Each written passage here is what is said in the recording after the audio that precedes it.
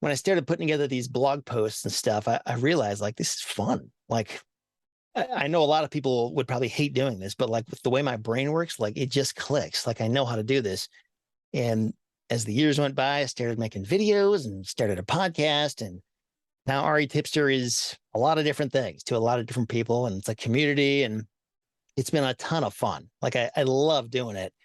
And yeah, so that's really for the past, I don't know how many years now. That's kind of been like the thing I spend my most time on. And land for me has always been a part-time gig. Like it was when I was working my job, and it is now as I'm doing ReTipster. Welcome to the Land Life Podcast with your host, PJ Reilly.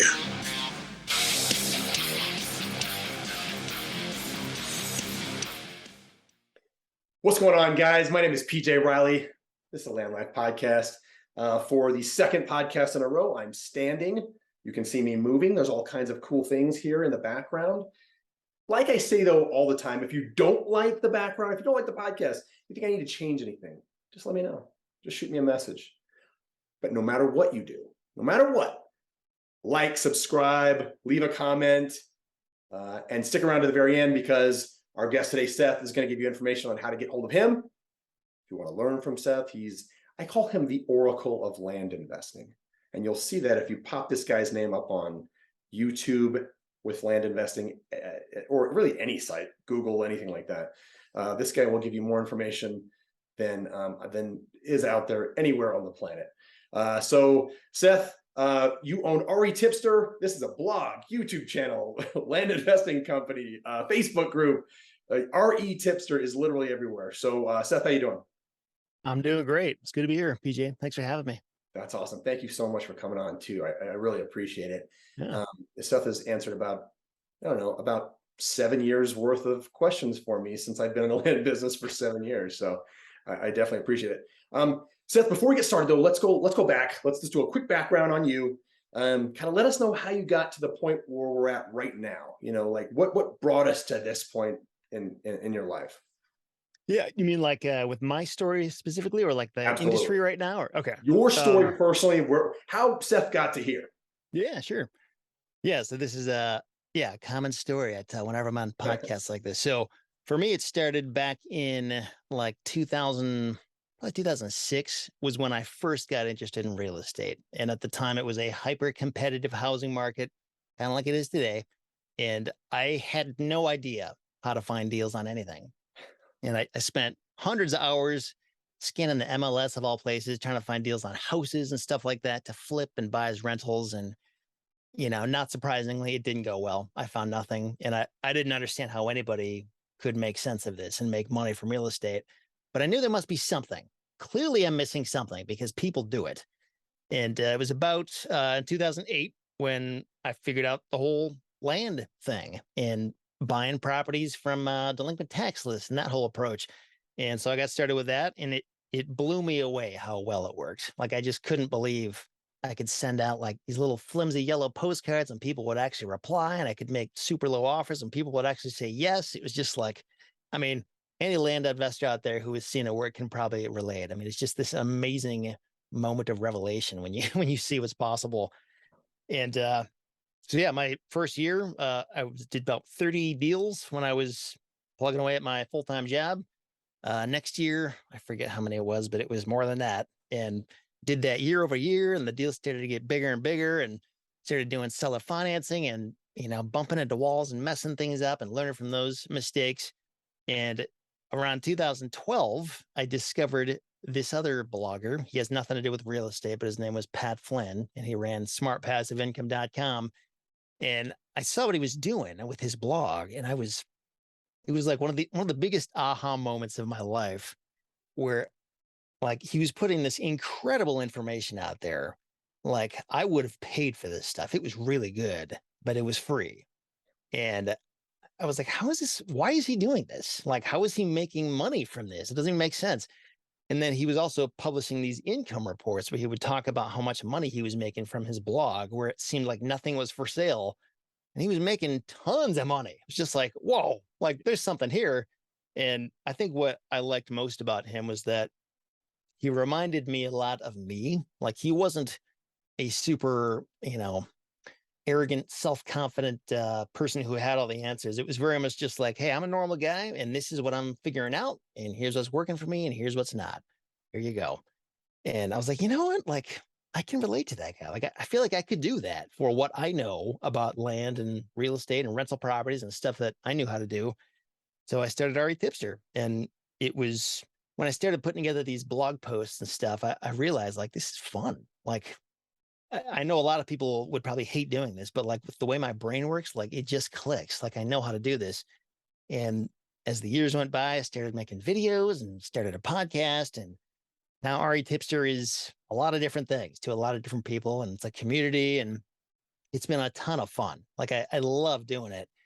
And yeah, so that's really for the past, I don't know how many years now, that's kind of been like the thing I spend my most time on. And land for me has always been a part-time gig. Like it was when I was working my job, and it is now as I'm doing ReTipster. And now I'm in the process of getting into self-storage investing too. And that's like a whole other can of worms to figure out how to do that. I'm like right in the midst of trying to iron out a ton of wrinkles with that whole project. So yeah, I need to slow down at some point and stop adding new things on my plate. But it's been a ton of fun, and I've been super blessed to do what I've been able to do. That's awesome. So you're still doing land investing on the side. You've Yep. been doing this since what's that, 14 years? Yeah. In the Isn't that land, crazy? that's insane. Yeah. So how many deals I don't know if you've actually totaled this up, but in 14 years, how many deals do you think you've gotten? Man, I don't know. Maybe 1,000-ish, but I don't know. Okay. I never have actually totaled that up. It's not like tens of thousands, nothing like that. It's if it's not 1,000, it's somewhere close to that. So Yeah. several hundred at least, I guess. Oh yeah. Yeah. I mean, if you did 30 the first year, Yeah. that's pretty Yeah, I good mean, in your first year to be a real estate investor and tell people, yeah. hey, I just did 30 deals this year, my very Yeah. first year. I have no idea what I'm doing, but 30. Yeah. Well, that's been the interesting thing, man. I mean, I thought it was pretty good to do 30 deals, but the more I've been doing this and the more people I meet and the people who have joined our community and, learned a lot of stuff without paying me anything, they just learn a lot and apply it from the blog. Some people just hit it out of the park. Like they go nuts. It's crazy to see what some people accomplish. And I've never fancied myself as like the biggest or the best or anything like that. I'm just a guy trying to figure it out like everybody else does. The difference is like I work really hard to take my findings and make them public and just show people, look, this is how I did this. And here you go. If you want to use that, go for it. And it's super rewarding to see how many people, resonate with that and have made a difference in their own life. Not because I'm the ultimate authority, but just because like I'm putting it out there. And yeah, it's been awesome. No, and me being one of those new people, I mean, we're very appreciative for all that free information. It's absolutely insane. Yeah. You basically built like a set of stairs, right? So like, whereas sort you of. were there before, there were no stairs, there was no building. You're looking around at an empty spot. You basically built these stairs for other people just to walk straight up. Yeah. And because there's so many little questions, like not even, I mean, sending out letters, buying land. That's very straightforward, right? It's pretty easy to understand. I will buy a property from someone and then sell it for X amount of dollars. Yeah. There's so many details though. So many little things. Like your first postcards, for example. How awesome were those first postcards? Like, what did they look like? How much have you improved on? Actually, how were those first postcards? What were the first letters like? Like what do they say? Or like how do they put them like together? Or... details on those things. Like, were they any good? Yeah. Yeah. For me, it wasn't that I like had this epiphany and just knew what to do. It was more of I'd seen a few other examples that weren't even a postcard. They were in like a full letter. And I sort of condensed them down and changed the wording. And I used a different font. And my goal was to make it look like basically the opposite of an advertisement. Because when anybody gets pizza junk mail, like they just know it. And a lot of times it goes in the trash before they open it. And I think what a lot of people do these days with letters, it works. I mean, it doesn't have like a big flashy company logo like Chase Bank, credit card offer, like that's immediately going in the garbage. So I think a lot of people have the right idea. But mine was just a very personal, short to the point message, explaining who I was and what I was trying to do, and put my phone number and my website on there. And yeah, and it worked. And I think what's really more important than the message, I mean, the message is certainly important, but send it to the right people in the first place, I think is kind of what you need to nail before anything. Once you get that done, then kind of goes out from there in terms of getting the other things right. Yeah. So my first postcards, I decided to do postcards. So I bought these little, and a piece of paper that you could break off. There was four Sure. little postcards. You break them off, and I would put a stamp on them. And I would manually do these myself. Yeah. So I didn't go through any specific course when I first started land investing. I basically watched a video. It was the Land Geek, one of his early videos, and I figured I'm going to watch this, and I got some of the information. So anyway, I was handwriting these postcards. Oh wow! And they were absolutely terrible because I tried to sound like I knew what I was talking about. Right? I tried to come across as obviously something I was not even sort of. So I would write these things and I would handwrite them. And after about 20, my hands are cramping. And, it's just, they came across pretty bad. I had a guy respond once and he goes, "I'm responding to your childlike postcard." Oh yeah. At that point, I'm like, all right, never mind. I'm going to go to letters. But kind of expanding on that, I get letters in the mail every day from other investors where they want to buy my personal home or they want to buy properties from me. And they all look about the same. Yeah. They're a white envelope with a white letter, company name. Here's what I want, whether it's they offer an offer price, or there's all these different strategies. I'm wondering if it would be smarter to go back to that handwriting, maybe get my kids involved. I mean, this might be a better thing because I'm not going to lie to you. I'm a land investor. I got a lot of properties and I get these letters every single day. I mean, I'm sure you do. Sometimes, especially if they don't, if the buyer, the person sending me these letters is not removing like a duplicate, I'll get just a stack in certain quantities.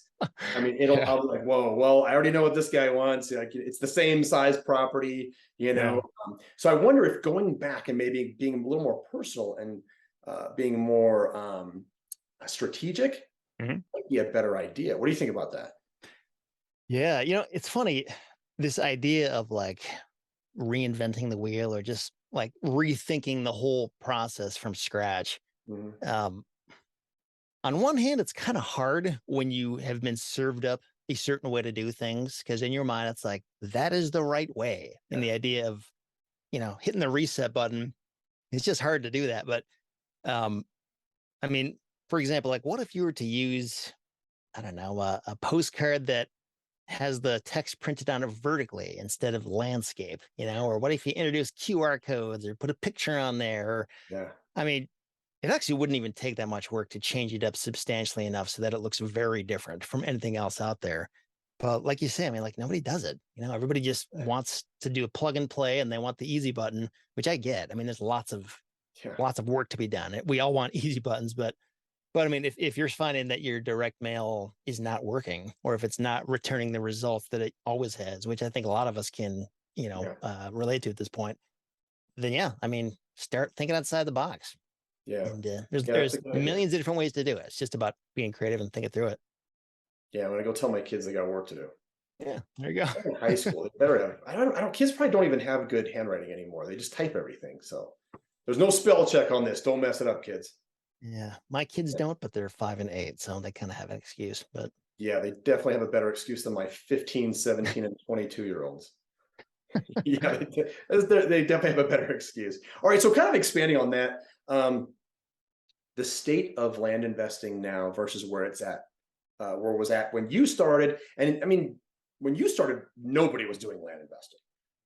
It was not a thing. Yeah. I started maybe 7 years ago. There were a couple videos. I remember some of the big guys, the big, I guess, guru. I don't want to say gurus because that's like such a has a bad connotation, but that's what they are.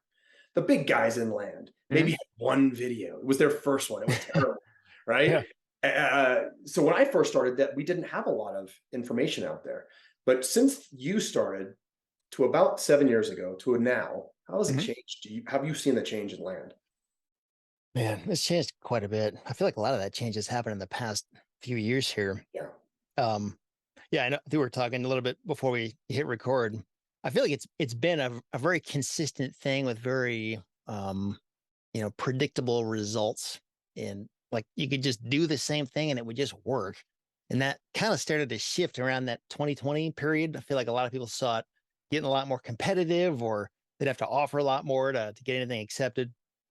And yeah, so I think in terms of how it used to be, so like for example, I remember the first time I made a buying website, and I paid like a few $100 to somebody on Elance at the time. Now it's called Upwork, to do some SEO for me. And they just threw a bunch of links all over the internet.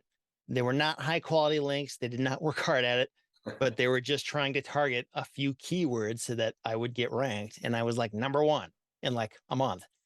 And that's pretty much impossible right now doing what they did.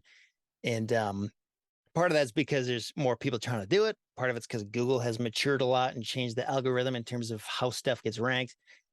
It was honestly like, it's kind of there's two sides of the coin. Like on one hand, it was super easy. Like nothing was really hard in the ways that it's harder today. And I hesitate to say hard. It's just more difficult than it used to be in some ways. But back then, like the technology was almost non-existent. Like just like trying to find parcel maps of anything was a challenge. Like data tree, if it existed, I didn't know about it. There was Agent Pro, which was I mean, when I first discovered that, it was like this amazing revolutionary thing to be able to see consistent parcel maps in most places of the country. But things like finding comps, like all the different software stuff like Pebble and Priced and Price Boss and all these different tools out there that they just make it a lot easier and faster to find this stuff. And in some cases, like it still can't really be done well because there's a lot of places where comps still aren't really there. I don't know if that'll ever really change, but there's just been a lot of innovation in terms of people trying to build businesses that make life easier for land investors. So, yeah, even when I go through our course, sometimes the land investing masterclass, I'll go through there and I put together like, here, sign up for this, use this, use this. And like half that stuff, it's like, this did not exist when I was getting started. Like so much easier now than it used to be. Yeah. And it's like you said, like we were talking about before we hit record, when you do send those people to that new thing, a week later, you're like, whoa, there's a brand new thing that's even 10 times better than that here. Yeah. Yeah, for sure. I'm likening it. So you said around 2020 is when you kind of noticed a little bit of a change. Yeah, that's when I noticed it, but it might be the markets I was working at. I don't know. Maybe people saw I feel the different. same way. Yeah. I feel exactly the same way. I feel like people were maybe sitting at home a little more. Yeah. All online businesses seem to blow up. Crypto was like I had never even thought about it, but there was all these guys doing crypto.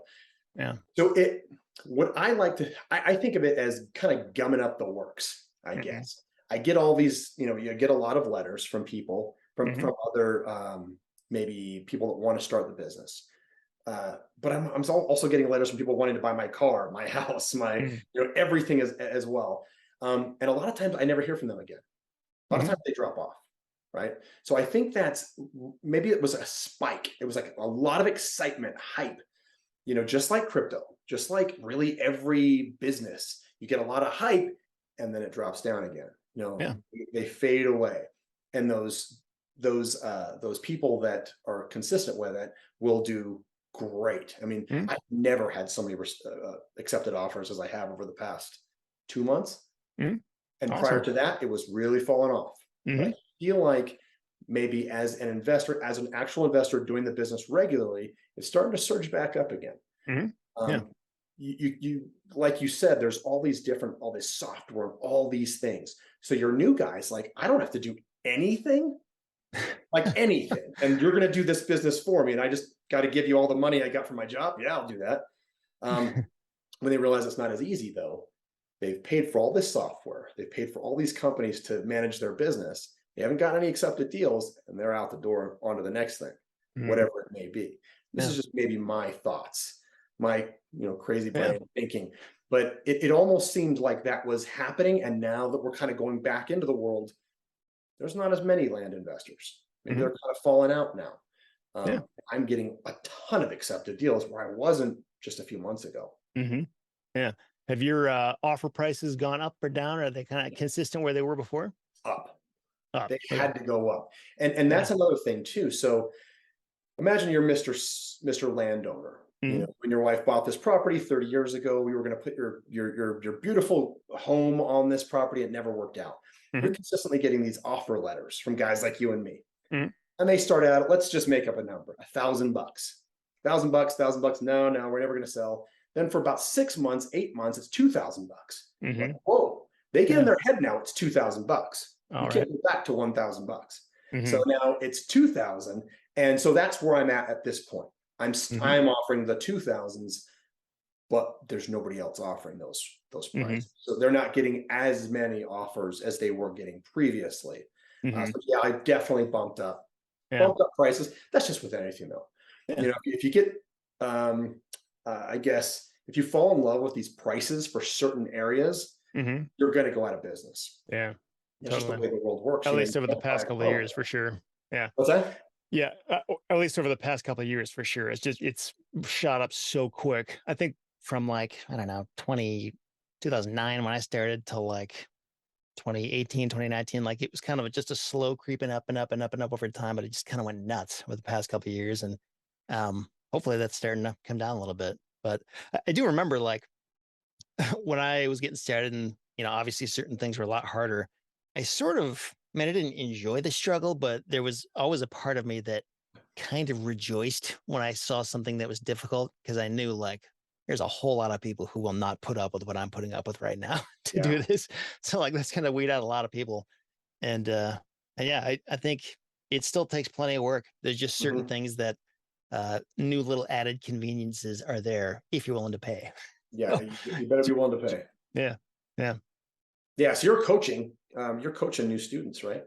No, I'm not actually. I did that years ago, but coaching, I don't know. I can do it, but it's not really what I love spending my time on. I think it's because like I can't really control if a person does anything with what I tell them to do, and I can't scale it. So what I prefer to do is put the information out there for anybody who wants it. And some people will latch on and do it, some people won't, but at least like the job is done, it's out there doing its work, and I don't have to be, you know, talking face. It's also kind of just a time thing. Like I just don't have time for it. So no, are you doing coaching? I'm sorry. Yes. I am. I have a course out there right now. Oh, cool. I was just asked because people are like, you know, I don't hang out with land investors a lot, right? I mean, I wouldn't know where to begin, where to find them in my neighborhood. But yeah. So you meet so many people and you go through this process of explaining, well, here's what I do. I buy and sell land. They're like, how? And then, okay, so here's what I do. And you explain the process, and then they message you again in a week. So what do I do here? And then right. in 2 weeks. So what do I do here? And it got to where I was responding to so many Facebook messages every day. And some of them were like, I mean, they're sending you a huge narrative. Like, yeah, for sure. I mean, I'm sure you've got it too. Very familiar you with probably that. get them every day. Yeah. I would get them and it was like, all right, man, I just don't have time to respond. And then they send a question mark at the end. You know, if I didn't respond right away. Like, dude, I just don't have the bandwidth. I don't have the time running my own land business, just like you want to be doing. Yeah. So anyway, I was like, I'm just going to put together a course. Explains what I do from start to finish. Very simple, no frills. And then we'll go from there. And that's why I did that. That's that was really that was the origin of ReTipster right there. I mean, there's even to this day, there's tons of like, I can just drop them a quick link and they can check it out. I don't have to spend like 20 minutes regurgitating the same thing over and over again. So yeah, I totally hear you. Yeah. So, I mean, there's so many courses out there that I'm not gonna say any is better than the other. They're all probably really good, I would imagine, based on the success of the coaches. That's another thing though, that has caused, in my opinion, for the business, the industry to blow up. You know, there's so many more people who have thought of this idea, whereas it didn't exist previously. You know, I mean, 2017 or when did I do it? 2015. I remember one course It was Yeah. one guy doing his course. And if you want to do it, you did that one. And, after about a year or two, I was like, I should probably do a course. Yeah. So I bought it Well, and that was it. yeah, it's actually it's funny to say that there's a lot of people I know, well, not a lot, a handful of people I know where like they're coaches or they're doing this or that. And I just like, I didn't even know they had a course. Like, I didn't know you had a course. So there's a lot of that, I don't know. It's hard to say how much, any one particular course or podcast or whatever is contributing to the overall, competition. I don't know, Yeah. but I'm sure that it plays There's a some lot role of in it. that for sure. And there's these great videos from ReTipster on YouTube that I Yeah. all the time. Sorry about that. It's a lot, dude. So future land investing, where do you see it? Man, I hate predicting the future because I Come don't know. on, where's your crystal ball? Yeah, I I'm hoping that prices will go down, that competition will go down, that kind of thing. And will it? I don't know. I can sort of see arguments either way. Like I could see why it would or why it wouldn't. Yeah. And that's why it's like, I don't know. I can't make a prediction for you, but um I do think every individual land investor kind of needs to just figure out for themselves, like, what do I want from this? Like, do I want to do a few huge deals a year, or do I want the seller finance for the income, or do I want, do 1,000 base hits a year? What do I want to do? And it's kind of up to each person to figure out where they fit into the overall scope of things. Because I know sometimes like there can be intense competition, intense. I say that with quotes, but there can be more competition within a given county for a certain property type, but like very little or none for a different property type, like land type, like sizes or location and that kind of thing. So um the competition thing, like no doubt it's gone up. Like there's just no question to it. But like that's a very catch-all word to just say like, it doesn't work anymore. It's like, well, Mhm. maybe for that one little segment that you're going after in that one county at Yeah. this one time. But like I had a property I sold earlier this year. That it was weird. I would get like 1 month where I would get like maybe 5 blind offers on that one property, and then it would go several months without getting anything. And even when I did get the blind offers, I called several of them because a few of them I thought were like way too high. I was like, yeah, maybe I will sell for that. Yeah. And they either wouldn't answer, or when they did answer, they would like back out of the deal. So like just because you're getting letters does not mean those are valid offers. It doesn't mean anything is going to become of that. It doesn't mean this person's serious about their business or that they're going to be around next month. Yeah. And I think it's easy to lose sight of that when you just see that coming in. You're like, oh no, everything's ruined. It's like, not really. I mean, there's something to that, but I wouldn't throw in the towel just yet. Yeah. Yeah. That's so cool that you say there's so many different types of land. Yeah. And we're such a small niche already. Hmm. But I've talked to so many people. I talked to a guy that does infill lots only, Hmm. just infill lots. You Yeah. got your house, your neighbor's house, and then that one down the street is just this blank lot. Yeah. That's what this guy buys and sells. Yeah. Just think, if you're watching this, all the potential of just infill lots. Drive around your neighborhood right now and tell me how many infill lots are there. I mean, what if you could buy those? That could be Hmm. your entire business. That could provide you all the Yeah. financial freedom that you could ever want. I mean, I pretty much do rural vacant land, probably Hmm. like a lot of other land investors. Yeah. Uh, but like you said, maybe I'm buying the 5 acres in that county. But what Hmm. about the 40s? Nobody's Yeah. paying attention to those. What about the twos? Nobody's paying attention to those, right? Yeah. So there's just so many cool things you can do in land investing. It's just Yeah. And it's almost kind of, I mean, I don't want to say it's a different business model, but sort of in some ways. Like when you look at infill lots and the different qualities and just efficiencies, it's usually easier to find comps, like they're just easier to understand. Um, there's a lot more predictability with that. Whereas when you're going after the 140-acre property within that 5 mile, 5 square mile radius, yeah. it's like there are no comps. And it's like, how do you deal with that? There's certainly ways to do it, but there's a lot more question marks involved in that process. And some people, will gravitate towards one or the other. So, Yeah. yeah. To become the master at that, become the best at that, whatever Yeah. that thing is, you're the best at finding comps of those 40-acre lots in the middle of nowhere, Yeah. that barely nobody ever even thinks about. So Yeah. that's super cool. Let's talk about self-storage. Yeah. Let's talk about self-storage. Are you currently in the self-storage market? Because I remember you and I spoke years ago. Yeah, that's right. Another With guy, Keith Cantley. And now Yeah. Keith is actually a regular now on this podcast.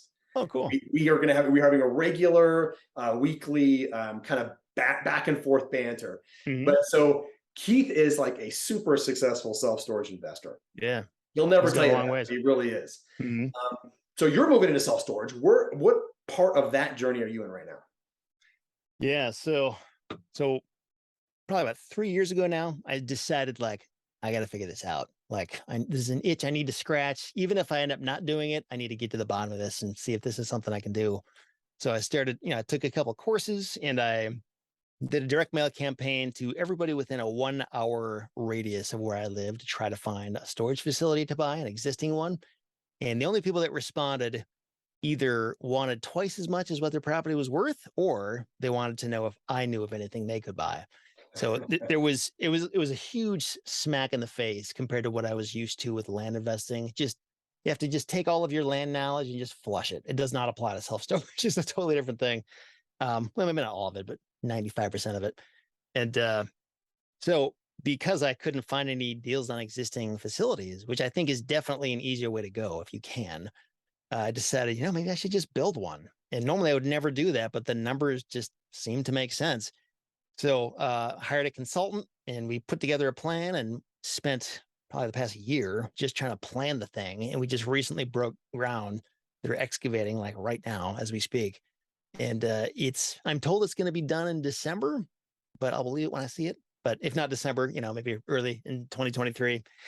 And yeah, it's there's a lot to it. A lot of people see self-storage as like a simple business that doesn't have any real hard work. And there is an element of truth to that. Like it is simpler than a lot of stuff, but like, man, there's a lot of ways you can screw it up, especially when you're building a new one, like understanding the supply and demand. And then hopefully somebody else isn't building one the same time you are and totally messes up your projections. And especially right now, like costs of everything is going all over the place. And we thought we had one price when we started, and now it's going up and up and up. And yeah, there's a lot of stuff to lose sleep over if you're somebody who worries about stuff like I do.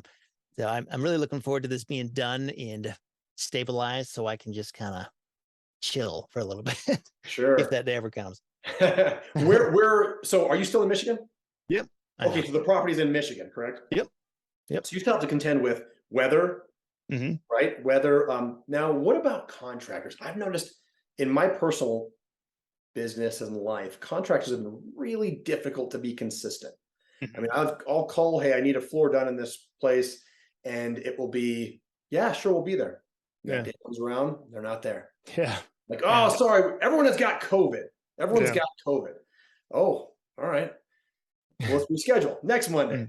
Next Monday comes and goes, oh, here's what happened. Next Monday, oh, dude, are you going to do this? I'll pay you if you just show up. Have you had any of these issues with with people working on your properties or your property? Yeah. Yeah. So I've got a general contractor managing all that, and he's awesome. Like he is my MVP. Like he's saved me over $100,000 already. Holy cow. Yeah, because the people that design this thing, they're from other states, because that's who my consultant hooked me up with, and they don't know like the cheapest ways to do things in Michigan. And my contractor does, and he basically just like questions stuff and gets to the bottom of it. And anyway, so he's been awesome, and he deals with all this. But to your point, like the people that were supposed to clear the trees from this property, that was just what you said, they just didn't show up. Yeah. They're too busy. Like, sorry, we got better paying jobs over here. You're on your own. And so my contractor, he rented the equipment and did it himself, which is yeah. So That's I think awesome. that is a pretty common thing. And I've talked to other storage investors who are also building right now and heard very similar stuff. Like it's par for the course for people just to hang out to dry because they've got better stuff to do. Yes. It's really frustrating to me. Yeah, I had to sit a guy down a couple weeks ago. He was doing a bathroom work for me. And I asked him, I said, hey, I understand if you're overbooking, man. He was, oh, no, we would never do that. And I was like, no. I understand is what I'm telling you. I get the business. He's a sales guy, right? He's being told you have to hit X amount of numbers. You have to sell X amount of whatever. He was doing bathrooms. So bathroom sales in order to hit your quota. Now you only have one guy doing the work for 30 homes right now. So Yeah. it's never going to work. So, but he did eventually break down and admit, oh yeah, they make me oversell. I'm sorry. Yeah. It's really tough. And I was like, yeah, don't sweat it. But I wanted to make sure I understood kind of your world uh, Yeah. in that aspect.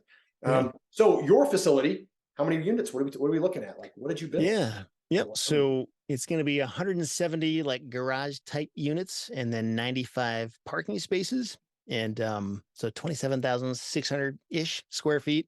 Okay. And I didn't realize this, but apparently when you're doing what I'm doing, you're supposed to do a minimum of like 50,000 square feet. So this is actually like smaller than it should be. And as a result, in this first phase, the like cash on cash return and cash flow, I mean, it's going to be good, like worth doing it, but not amazing. Like it's actually not an amazing deal yet. It will be amazing when I get to phase two and build that out because the cost of excavation is a huge cost. This property is it's kind of weird. They have to bring a lot of soil on site, and so anyway, once that excavation cost is handled, everything else gets a lot cheaper in terms of when the next phases get added on. Yeah. So sorry, maybe you already said this, but how big is the land? Do you have land to Oh expand yeah, on? yep. So it's 6.7 acres is the Oh, total perfect. size of which is it's pretty big. I mean, that's a decent size to fit a lot of stuff on there. Yeah. Okay. And so I know a lot of people are going to be like, oh, wow, self storage. I want to do that. So how? Did you go to a coach? Did you have a person helping you, or did you just start researching this stuff on your own? And you're like, you know what? I'm a smart guy. I got this. Yeah. So I was not a, I took a couple courses and I found them to be, one of them was like a little deceiving, like it didn't really set proper expectations. The other one was just mildly helpful. For me, when the education really started was when I got into a mastermind group. Keith was actually in it and a couple other guys. And Yeah. man, it was just, I mean, I was somebody who had no real experience. So I'm coming in with nothing really to offer other than just ideas from my other real estate stuff. But these guys were just telling me like how it really works, like versus what you're told. And man, I've got pages and pages of notes, and a lot of it has, been consistent. Like it's true. And it was just getting in a room with other people who like they don't claim to be the experts, but they're doing it and they can share their experience and vice versa. Like that goes a long way. And it doesn't have to cost you anything. Just Yeah. find people who are also passionate about it. Yeah. Yeah. That's interesting you say that. So what about like networking in your area? Are you out there talking to people locally that can kind of help you out? A little bit. I'm getting more into that.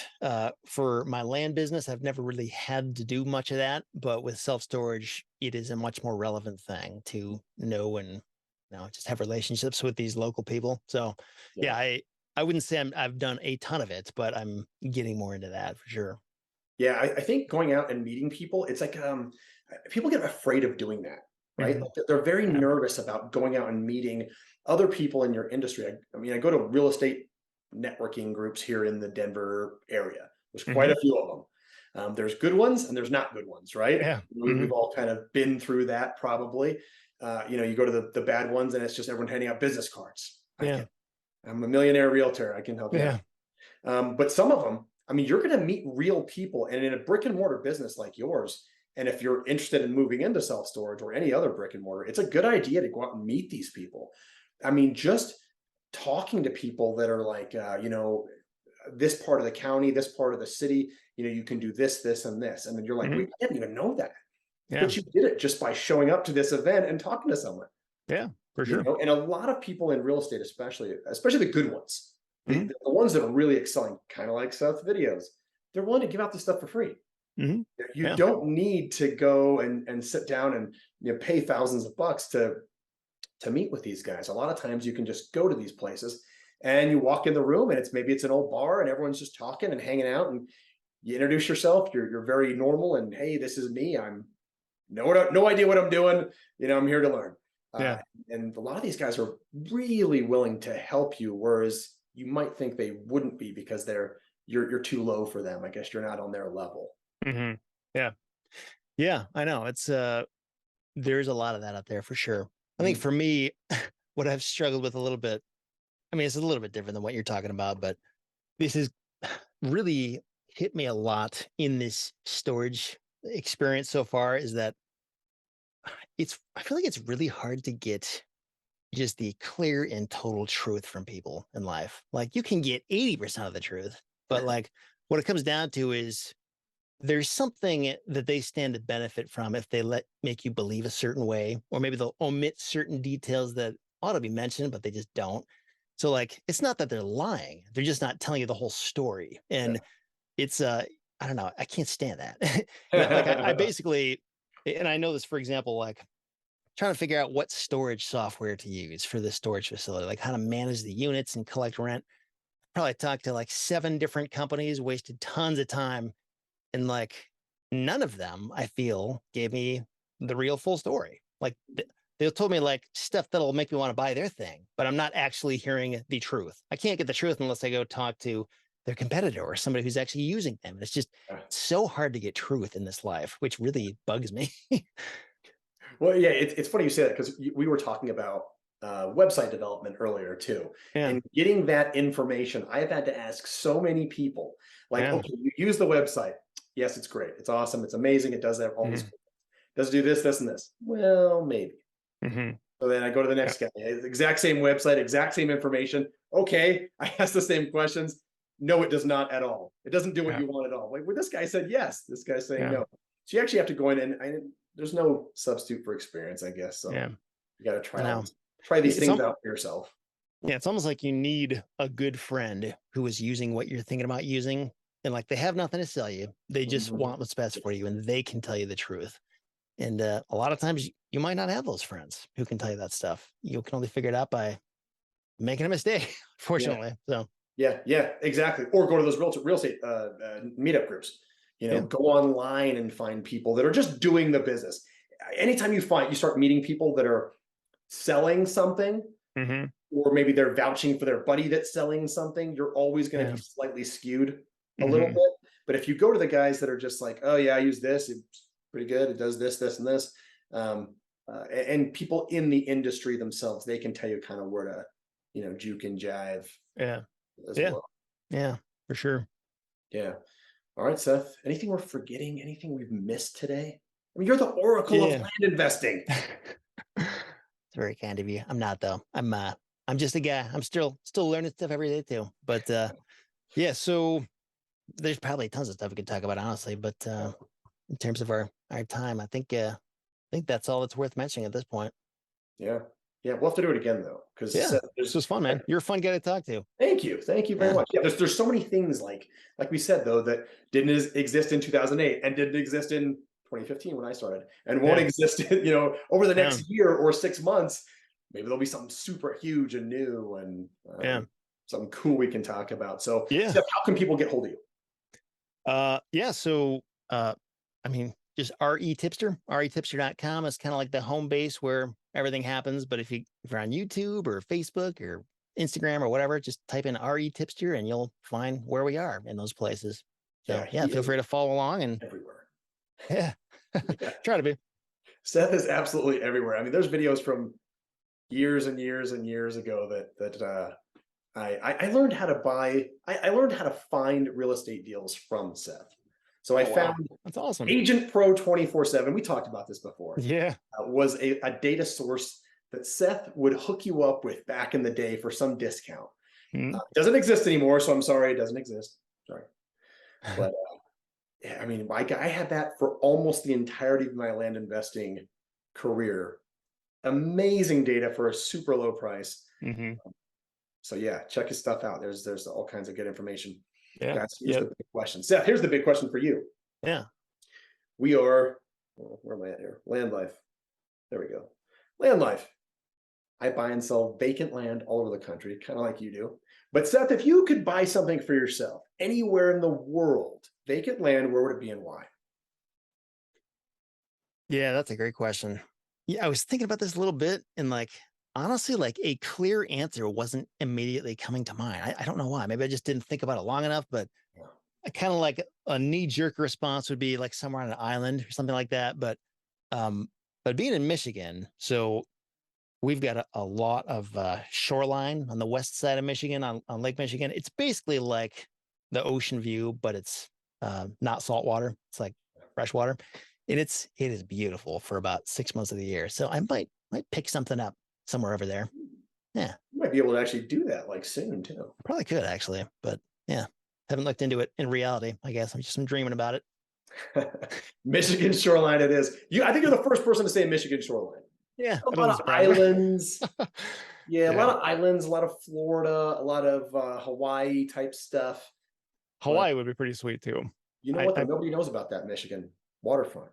I mean, if you're in most of the country, you don't realize how good the people in Michigan really have it for 6 months out of the year. Yeah. There's a place I used to hang out and camp at called Nordhaus Dunes, over like kind of right in the center on the western side of the Lower Peninsula. And you can literally walk out there and it's like you're the only person on earth. Like you can look up and down the beach and you won't see anybody. You'll be out there for days and not see anybody. And the water is like crystal clear and the sand is perfect. And it's kind of like you're living in a dream. And No kidding. a lot of people don't know about it until now because I just shared it. But you've ruined it, Seth. yeah. So I take back everything I said. I lied. It's going to be packed.